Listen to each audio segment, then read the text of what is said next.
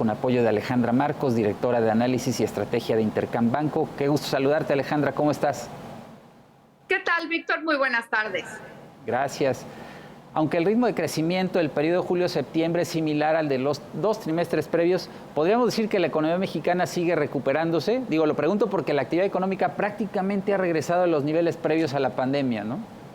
Sí, es correcto. Y la verdad es que es sorprendente el crecimiento de la actividad económica mexicana en medio de un contexto internacional, pues bastante complejo, con riesgos sin duda alguna en el panorama. Pero efectivamente, tú lo decías hace unos minutos, 0.9% trimestre a trimestre, 4.3% de manera anual, y en donde pues prácticamente las actividades primarias, secundarias y terciarias acabaron creciendo también de manera muy importante, tanto de manera anual como de manera trimestral.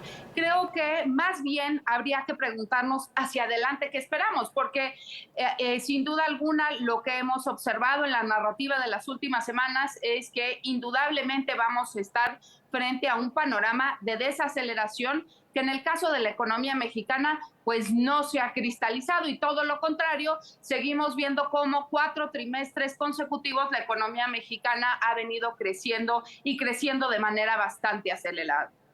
Sí, antes de pasar un poco a lo que esperar hacia adelante, como decías, si bien crecen las tres principales actividades, los sectores, la recuperación sigue siendo heterogénea, ¿no? De alguna manera, porque a nivel sectorial todavía vemos rezagos.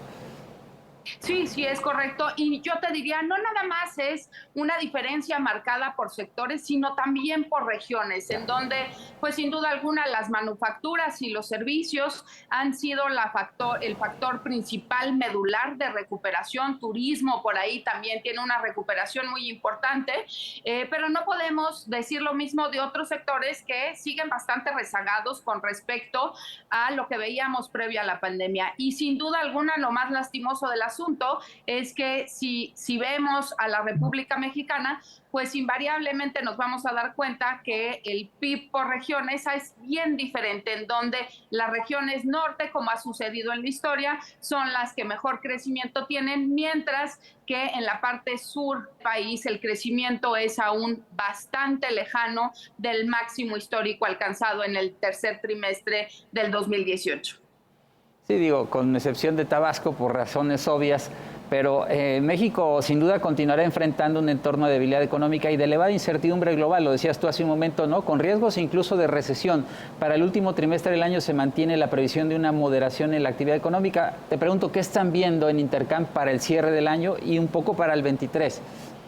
Sí, correcto. El tema es que, justo bien lo decías, Víctor, el panorama en el cuarto trimestre es de desaceleración. La verdad es que los indicadores que hemos visto hasta el momento indican que la actividad económica se ha moderado y que muy probablemente se moderará más, considerando que lo que esperamos y lo que se espera a final de cuentas es una desaceleración más profunda de la economía de Estados Unidos. Y dada la integración entre ambas economías, pues lo natural es pensar que la economía durante el cuarto trimestre del año va a ser mucho menos dinámica. Eso sí, vale la pena señalar que tenemos eventos de una u otra manera que pueden mitigar esta desaceleración. Uno, sin duda alguna, es esta Copa del Mundial de Fútbol, que puede tener un impacto importante en el consumo.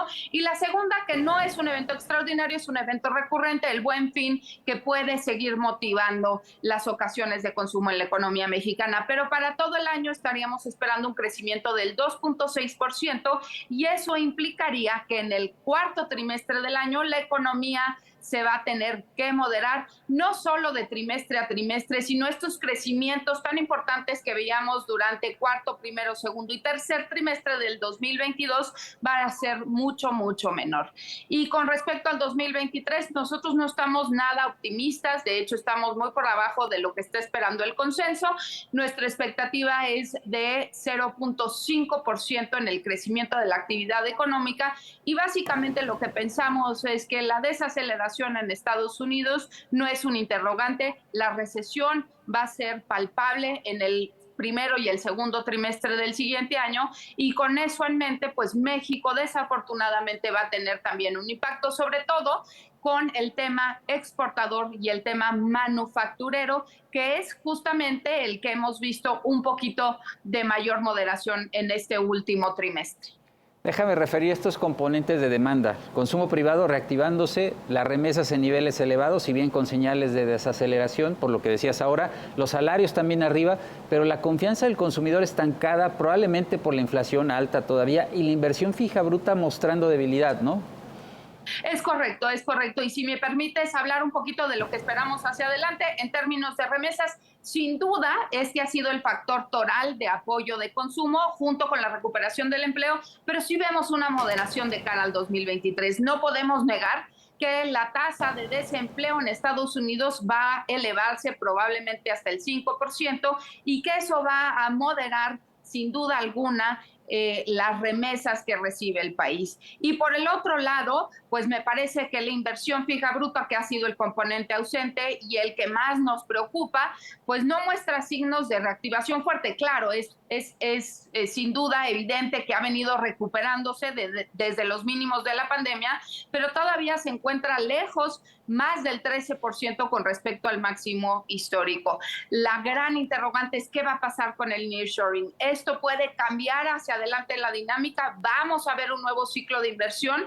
La realidad es que en el 2023, con todas las bondades del TEMEC y de las ventajas que ofrece México con respecto a la vecindad con Estados Unidos, se antoja difícil ver un nuevo ciclo productivo y por eso estamos menos optimistas a lo mejor que el resto. Y por supuesto el gasto de gobierno pues todavía conteniéndose de manera importante. Sí, justo te iba a preguntar sobre el tema de la relocalización de empresas, ¿no? Hacia el norte de México, que bueno, creo que hay ahí una apuesta muy firme en el sentido de que va a seguir beneficiando a la economía en términos de inversión extranjera directa y generación de empleos, pero como dices, creo que ahí hay una interrogante, ¿no? Sí, a final de cuentas, sin duda, y me parece muy oportuno mencionar el tema, que México ofrece una ventaja que no ofrece el resto del mundo. Hemos visto cómo sí de facto hemos recibido mayor inversión extranjera directa. Podemos ver un ciclo productivo nuevo que cambie las expectativas de crecimiento en el mediano y largo plazo, pero de momento nos parece muy agresivo incorporar que la inversión va a comenzar a crecer. Algo que no ha sucedido, no te diría, no nada más en el 2022, sino en los últimos 5 años. Pero eso es la gran interrogante. ¿Va a suceder o no va a suceder?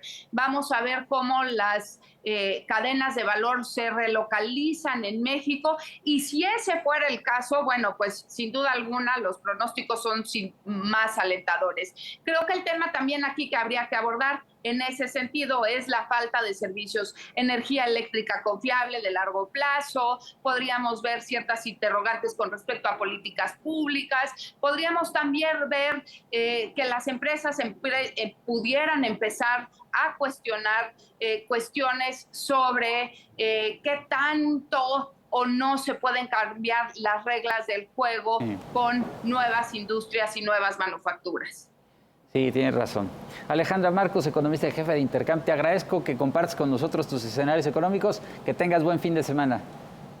Muchas gracias, muy buenas tardes, igualmente, muy buen fin de semana.